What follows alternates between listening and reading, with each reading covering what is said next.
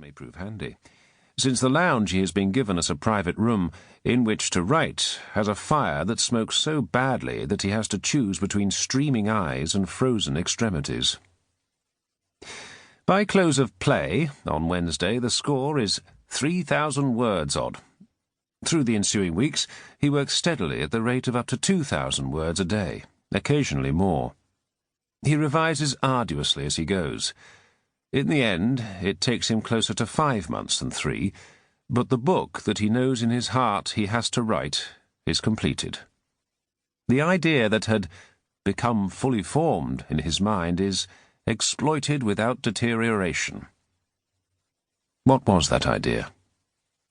The book's original working title was The Household of the Faith, the story of a household, a family, a journey shaped by religious faith.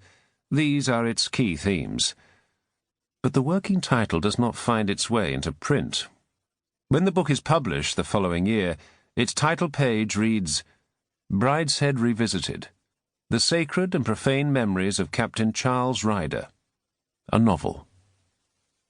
On the reverse side of that title page, there is a notice to the effect that the volume has been produced in complete conformity with the authorized economy standards of wartime publishing.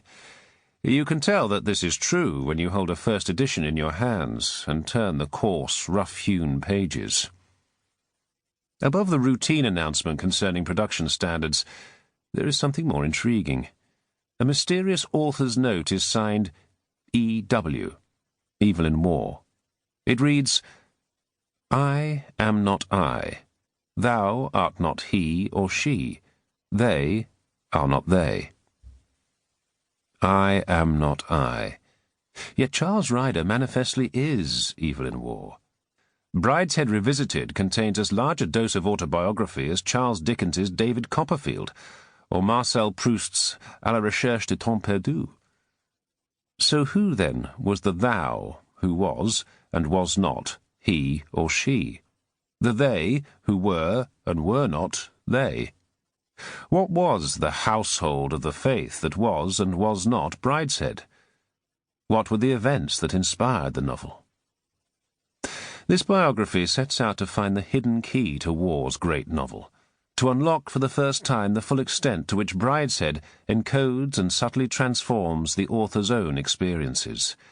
In so doing, it illuminates the obsessions that shaped his life, the search for an ideal family, and the quest for a secure faith.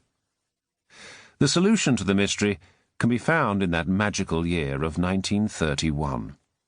The hidden key will also unlock several of Waugh's other major novels, including his very best one, A Handful of Dust.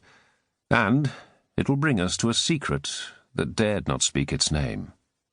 But we must begin with two very different childhoods, and then we must go, as Captain Charles Ryder does when he begins his recollections, to Oxford, in the years immediately after the Great War. Chapter 1. A Tale of Two Childhoods. My name is Evelyn Waugh, and I go to Heathmount School. I am in the 5th form. Our form master is Mr. Stebbing. So begins his first extant literary composition, a brief self-portrait called My History, written in September 1911, at the age of 7. It is the work of a boy of strong opinions and sharp wit. We all hate Mr. Cooper, our arithmaster. It is the 7th day of the winter term, which is my 4th. Today is Sunday, so I am not at school. We always have sausages for breakfast on Sundays. I have been watching Lucy fry them. They do look funny before they're cooked. Daddy is a publisher. He goes to Chapman and Hall office. It looks an awfully dull place. I am just going to church. Alec, my big brother, has just gone to Sherborne. The wind is blowing dreadfully.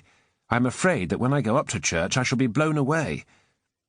I was not blown away, after all. The child, William Wordsworth once said, is father to the man. Here is Evelyn Waugh, the writer in embryo, a good hater of bad masters, a spectator of the world who can make ordinary things, like sausages, look funny. He is just going to church. Eventually he will be blown in the direction.